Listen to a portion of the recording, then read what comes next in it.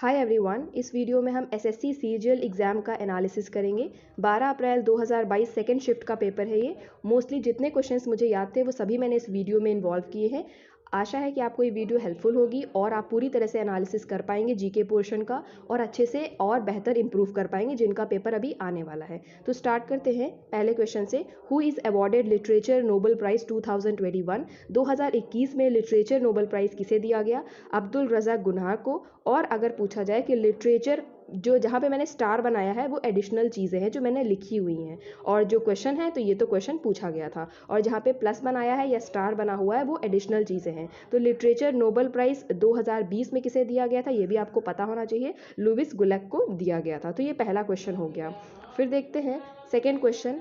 100 constitution assembly India and Bangladesh enclave in 2016 that time who was president of India? Means question का ये मतलब है जो 100वां जो कॉन्स्टिट्यूशन असेंबली में हमारा इंडिया और बांग्लादेश की लैंड का डिवीजन हुआ था 2016 में, तो उस टाइम पे इंडिया के प्रेसिडेंट कौन था, ये आपको क्वेश्चन पूछा गया था। ऑप्शंस थे तो करेक्ट आंसर था प्रणब मुखर्जी। उस टाइम पे प्रणब मुखर्जी थे। एक चीज़ आपको और ध्यान रखनी है, इस समय क्वेश्चन जो है वो नोबेल प्राइजेस से काफ़ी पूछे जा रहे हैं। तो आप नोबेल प्राइजेस 2020 के और 2021 के किन किन लोगों को मिले हैं वो सभी अच्छे से तैयार कर लेंगे। पूरे नेशनल अवार्ड्स अगर आप तैयार कर लेंगे और इंटरनेशनल अवार्ड्स तैयार कर लेंगे तो आपके लिए बहुत हेल्पफुल रहेगा, क्योंकि मोस्टली यहाँ से क्वेश्चन बनने के चांसेस हैं।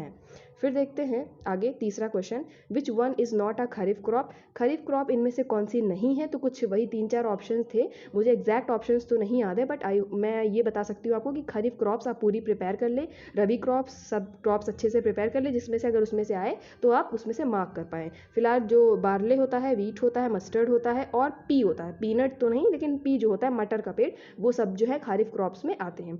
यहाँ से देख सकते हैं मेज़ होता है, वीट होता है, soybean, mustard, pea, groundnut, millets and pulses, इतनी चीज़ें जो होती हैं वो खरीफ क्रॉप में आती हैं। खरीफ क्रॉप्स क्या होती है? इन्हें हम मानसून क्रॉप्स भी कहते हैं, और ये जून के समय पे कल्टीवेट करी जाती हैं और अराउंड नवंबर में अप्रॉक्स में हार्वेस्ट करी जाती हैं। तो ये इनका टाइम पीरियड होता है, ये होती हैं खरीफ क्रॉप्स।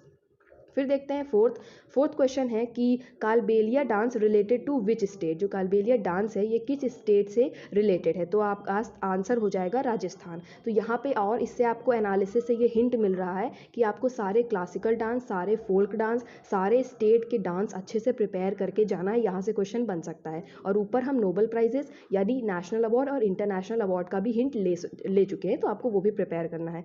फिर देखते हैं fifth question. Who is the president of Asian cricket council? ये करंट अफेयर से रिलेटेड है। अगर आप अपडेटेड हैं करंट अफेयर से कि कौन कौन से एसोसिएशन टीम के कौन कौन प्रेसिडेंट इलेक्ट हुए हैं, कौन कौन से जो एनसीईआरटी है और ये एसएससी हो गया, सीबीएसई हो गया, किसके कौन से प्रेसिडेंट और चेयरमैन इलेक्ट हुए हैं, ये सब चीज़ें आपको अवेयर रहनी है। तो इसका आंसर हो जाएगा जे शाह। जे शाह जो है इस टाइम पे प्रेजेंट टाइम में एशियन क्रिकेट काउंसिल के प्रेसिडेंट हैं। नेक्स्ट क्वेश्चन देखते हैं sixth. When Timur invaded India who was the ruler? जिस समय तैमूर ने इन्वेड किया था इंडिया पे उस समय रूलर कौन था? तो उस समय तुगलक डायनेस्टी चल रही थी, लेकिन तुगलक डायनेस्टी में भी कौन सा रूलर उस समय शासक कर रहा था? तो नासिर उद्दीन मोहम्मद तुगलक ये जो थे ये उस समय रूल कर रहे थे। तुगलक डायनेस्टी का जो टाइम पीरियड है वो 1320 से 1414 है। ठीक है, ये चीज़ आपको ध्यान रखनी है। तो ये हिस्ट्री के एक ही दो क्वेश्चन से ज़्यादा नहीं थे।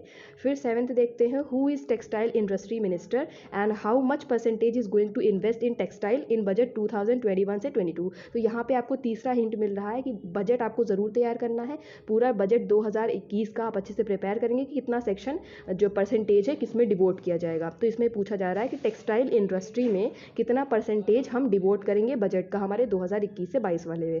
तो यहाँ पे लिखा हुआ है टाइम, ये आपको अच्छे से नोट कर लेना है। फिर देखते हैं एट्थ क्वेश्चन।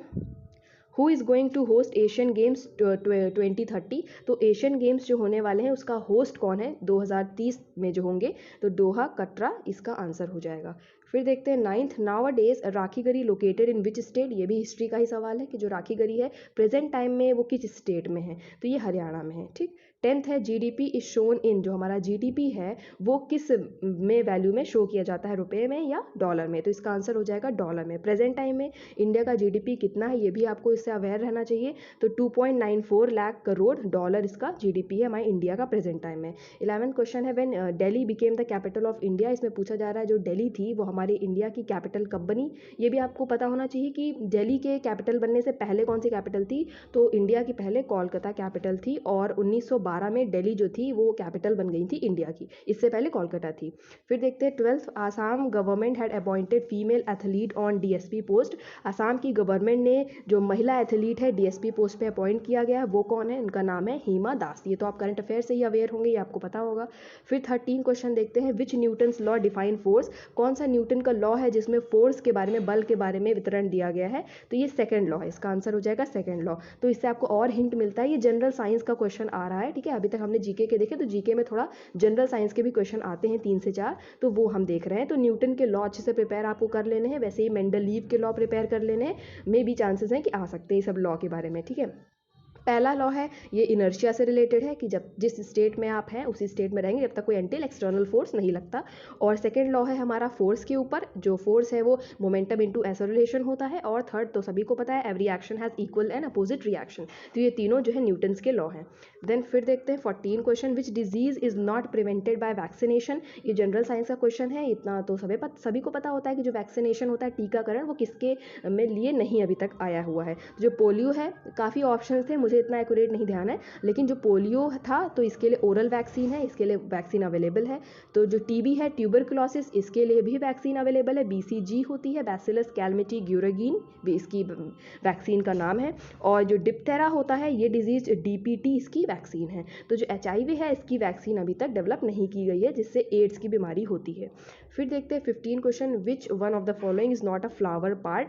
इसमें थोड़ा सा जनरल साइंस के ही क्वेश्चन है ये, कि फ्लावर का कौन सा पार्ट नहीं है। तो कुछ ऑप्शंस थे, जैसे स्टेमन हो गया, पिस्टल हो गया और ओवरी हो गया, ये तीनों ही फ्लावर के पार्ट है। लेकिन जो टेस्टिस है ये मेल रिप्रोडक्टिव ऑर्गन का पार्ट है, टेस्टिस। तो बाकी तीनों है जो है वो फ्लावर रिप्रोडक्टिव ऑर्गन्स है, ठीक है। तो यह भी आपको पता होना चाहिए। और आप लीफ और रूट और स्टेम के बारे में थोड़ा स्टडी कर लीजिएगा, कि स्टेम जो होती है टैप रूट, एडवेंटेशियस रूट, ये सब कौन सी होती है। कैरेट जो होती है वो क्या होती है, जो वो होता है ग्रोथ ऑफ रूट होती है कि स्टेम होती है। ये सब कुछ छोटी मोटी चीज़ें हैं जो आने के चांसेस हैं। तो I hope you all like this video, thank you.